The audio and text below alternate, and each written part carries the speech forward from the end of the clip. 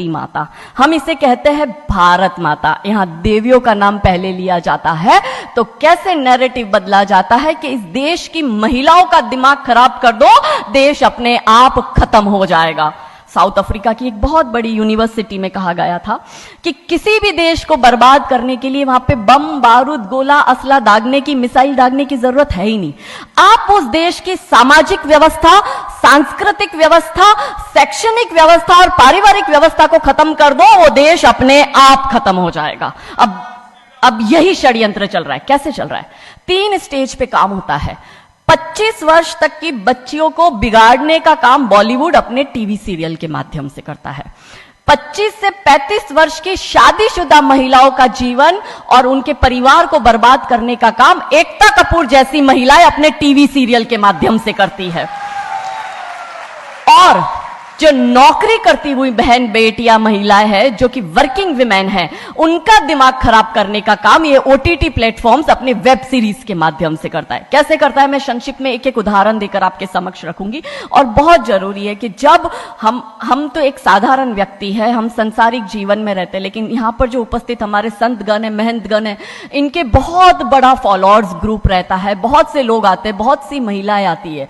ये बात वहां तक पहुंचे क्योंकि वो यहां पर उपस्थित नहीं है, पर हमें पता है कि वीडियो के माध्यम से हमारे संत श्री, हमारे महंत श्री हमारी ये वाणी जो है उन तक पहुंचाएंगे कि कैसे करते हैं। ये एक फिल्म बनाते हैं 25 वर्ष की तक की बच्चियों को कैसे बिगाड़ना है। हिंदुओं के परिवारों को बिगाड़ने के, तोड़ने के षड्यंत्र चल रहा है। और सिर्फ एक हिंदू को नहीं खराब करना है, उसके पूरे के पूरे कुटुंब को बर्बाद कर देना है। तो एक भारत की महिला 2 परिवार को जोड़ती है, मायका पक्ष और ससुराल पक्ष। और हम कहते हैं कि भारत की परिवार व्यवस्था जो है वो मानवता की सबसे बड़ी देन है। तो इसी व्यवस्था को खत्म कर दो। कैसे कर दो? तो ये एक फिल्म बनाते हैं अतरंगी रे। हमारी क्योंकि दीदी भी यहां उपस्थित है जो कि सेंसर बोर्ड में सदस्य है, तो हम इतना उनसे विनती करेंगे कि हमारी ये बात भी उन तक पहुंचाए। सिस्टमैटिकली ये फिल्मों में लड़की दिखाएंगे हिंदू की, लड़का दिखाएंगे मियां भाई का, और उसमें भी दिखाएंगे कि वो लड़का चाहे अनपढ़ हो, चाहे गवार हो, चाहे आतंकवादी हो, चाहे पंचर छाप हो, और वो हिंदू की लड़की चाहे कितनी पढ़ी लिखी हो, लेकिन उसका परिवार जो है वो रूढ़िवादी है, वो रिग्रेसिव है, और उसके सामने यदि वो घोड़ा भी चला रहा है, खच्चर टट्टू भी चला रहा है, तो वो बड़ा प्रोग्रेसिव है, वो बड़ा संस्कारी है। कैसे करते हैं? ये एक फिल्म बनाते हैं अतरंगी रे। अतरंगी रे फिल्म में जो कि आज की युवा बच्चियों का लेटेस्ट क्रश है, सारा अली खान हीरोइन लेते हैं। हमारी युवा बच्ची इसको फॉलो करती है। उसमें यह दिखाते हैं कि सारा अली खान जो एक मुस्लिम लड़के के प्यार में पड़ जाती है और अपने परिवार से विरोध कर कर, उनसे लड़ झगड़ कर ट्रेन में बैठकर वो भाग जाती है। उसी ट्रेन में एक संवाद होता है उस पिक्चर के हीरो का और उसी हीरोइन का। दोनों अपनी अपनी लव स्टोरी शेयर करते हैं। तो हीरोइन पूछती है हीरो को कि तुम्हारी लव स्टोरी बताओ। तो वो कहता है कि कल मेरी शादी होने वाली है और लव स्टोरी तो मेरी लव स्टोरी है कि मैंने बचपन से जिस लड़की से प्यार किया, जिसके साथ पढ़ाई की, जिसके साथ मैं बढ़ा हुआ, उसी लड़की से, मेरी बचपन की मित्र जो मेरे समाज की है, जो मेरे गांव की है, उसके साथ ही मेरी शादी होने वाली है। तो वो हीरोइन कहती है अरे ये और कोई लव स्टोरी है, ये लव स्टोरी नहीं हो सकती। तो हीरो पूछता है तो फिर क्या हो सकती है लव स्टोरी? तो वो कहती है कि मैंने एक मुस्लिम लड़के से प्यार किया है, मैं ठाकुरों की लड़की हूं, पूरा समाज, पूरा घर, पूरा परिवार मेरे खिलाफ है और मैं उन सबको ठोकर मारकर, उनकी भावनाओं को ठोकर मारकर अभी ट्रेन में बैठकर भाग रही हूं उस लड़के से शादी करने के लिए। और वो हीरोइन वहां पे डायलॉग देती है कि लव स्टोरी तो मेरी लव स्टोरी है कि मैं ठाकुर की लड़की और वो कतई मियां भाई, और ये है असली लव स्टोरी। तब हमारी 13, 14, 15 साल की युवा बच्ची, जिसके शरीर में हार्मोन्स चेंज होते हैं, आकर्षण होता है विपरीत व्यक्ति के लिए, तब वो आकर्षण में ये सोचती है कि हिंदू होके हिंदू बॉयफ्रेंड नहीं रखना, हिंदू होके हिंदू से प्यार नहीं करना। आप इतिहास में छपेगी, आपकी लव स्टोरी तभी बनेगी जब आप किसी मियां भाई से प्यार करेगी और उससे शादी करेगी। तो कैसे सिस्टमैटिकली ये स्लो पॉइजन बॉलीवुड की फिल्मों के माध्यम से फ्रेजाइल माइंड में डाला जा रहा है। और आज देखो कि क्यों समाज में लव जिहाद के इतने केस बन रहे हैं, और उसका सबसे बड़ा और मुख्य कारण बॉलीवुड है, क्योंकि इन बॉलीवुड वालों ने हमारी बेटियों को हादी रानी और रानी चिन्नमा रानी अब्बा का नहीं दिखाया। इन बॉलीवुड वालों ने हमारी बेटियों को करीना खान दिखाया है ताकि वो अपनी कोख से तैमूर और जहांगीर पैदा करे। ये बॉलीवुड वाले लव स्टोरी पर फिल्म बनानी है तो ये हादी रानी और राजा रावत सिंह चुड़ावत पर क्यों नहीं बनाते? मैं आपको उनकी कथा शॉर्ट में करती हूं कि राजा रावत का शादी जो होता है वो हदी रानी से होता है, मेवाड़ के राजा है, और औरंगजेब की सेना आक्रमण करने आती है।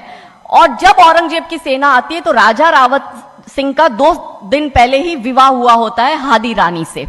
तो राजा जी की इच्छा नहीं होती कि मैं युद्ध लड़ने जाऊं, तो हादी रानी बड़े क्रोधित होते हैं। वो कहते तुम मेरी चिंता छोड़ो, तुम अभी इस मातृभूमि की रक्षा के लिए, इस धर्म की रक्षा के लिए आप युद्ध भूमि में जाओ और आप मेरी चिंता मत करना। यदि आप बलिदान भी हो जाओगे तो मैं प्राउडली अपने आप को आपकी विधवा कहूंगी। तब राजा रावत युद्ध लड़ने जाते हैं। युद्ध भूमि में राजा रावत जी को हादी रानी की बहुत याद आती है, क्योंकि नई नई शादी हुई होती है तो नई बियाई दुल्हन को छोड़ के आए होते हैं, तो बहुत याद करते हैं। तो वो अपने दूत को कहते हैं, अभी सेना आने में समय होता है और युद्ध में भी समय होता है, तो वो कहते हैं अपने दूत को कि जा तू रानी सा के पास जा महल में और उनसे कहे कि राजा जी को आपकी बहुत याद आ रही है, आप अपनी कोई एक निशानी उनके लिए भेजो। दूत भी बड़ा टेंशन में आ गया कि ये युद्ध भूमि में बैठे और इनको हादी रानी की याद आ रही है, ये युद्ध लड़ेंगे कैसे और जीतेंगे कैसे। पर वो दूत डरते डरते पहुंचा रानी सा के पास और रानी सा को कहता है कि राजा रावत जी ने आपकी एक निशानी मंगाई है, उनको आपकी बहुत याद आ रही है। तो रानी सा बहुत क्रोधित हो जाते कि ये मेरा पति कैसा, ये युद्ध लड़ेगा कैसे, औरंगजेब की इतनी बड़ी विशाल सेना है, यदि जहां युद्ध भूमि में बैठकर उसको रणनीति बनानी है वहां वो मेरी निशानी मंगवा रहा है।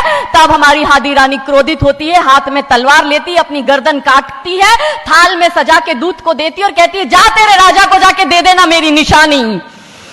तब वो दूत युद्ध भूमि में जाता है, राजा जी को हादी रानी की निशानी यानी कि उनका कटा हुआ मुख देता है। राजा जी बड़े दुखी हो जाते हैं, उनको लगता है उनसे बहुत बड़ी गलती हो गई। राजा जी रानी की अंतिम इच्छा समझ जाते हैं। रानी जी के लंबे बाल होते हैं, उन बाल की वो माला बनाते हैं, उनके मुख की माला बनाते, वो युद्ध लड़ते हैं, औरंगजेब से युद्ध जीतते हैं। और जीतने के बाद राजा रावत वहीं युद्ध भूमि में अपना बलिदान देते, अपनी गर्दन काटकर वहीं अपने जीवन का त्याग करते हैं। यह है लव स्टोरी।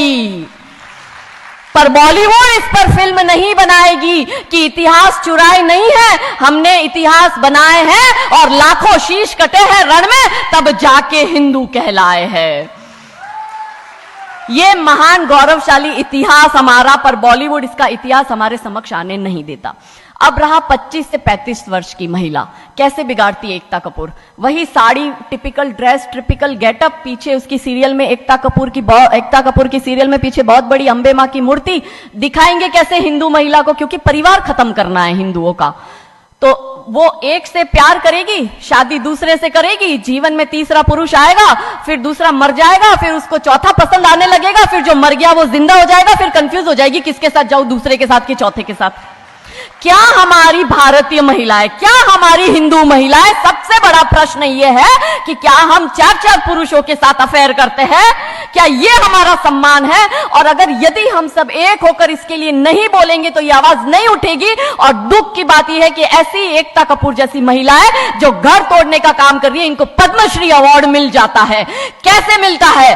भारत सरकार से इस भूमि पर खड़े होकर मैं निवेदन करती हूं कि आप ऐसी महिलाओं के पद्मश्री वापस लो, क्योंकि ये महिलाएं हिंदू परिवारों के मकान, घर तोड़ने का काम कर रही है।